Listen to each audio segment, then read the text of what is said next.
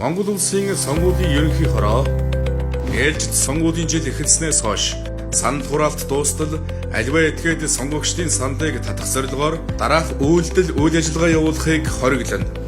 Үүнд мөнгө эд зүйл тараах, хэвлэл мэдээллийн хэрэгсэл цахим орчин, мессеж ашиглан улс төрийн чансаа тогтоох зорилго бүхий аливаа хэлбэрийн шалгаруулалт, санал асуудал зохион байгуулах, хишиг хувь хувьцаа өгөх, ажлын байранд зуучлах, ажилд оруулах зэрэг амлалт авах.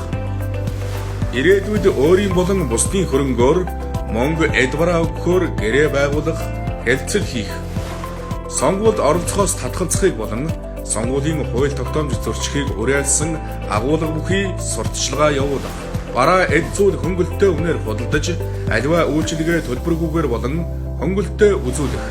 Нийтийг хамарсан биеийн тамирын уралдаан тэмцээн, баяр наадам, урлагийн тоглолт, хүлээн авалт, дайлаг, цайлаг, төлбөрт таавар, бооцоот болон мөрөөдөө тоглоом зохион байгуулан ивент тэтгэхийг хориглоно. Сонгогчдыг гадаад дотоод аялал зохион байгуулан оролцуулах, амралт совилд амраах, совилуулах зэргийг тус хориглох. Сонгогчид бэлэн мөнгө эд зүйл тараасныг сонгогч баримттайгаар цагдаагийн байгууллагад мэдэгдэж болно. Монгол улсын сонгуулийн ерөнхий хороо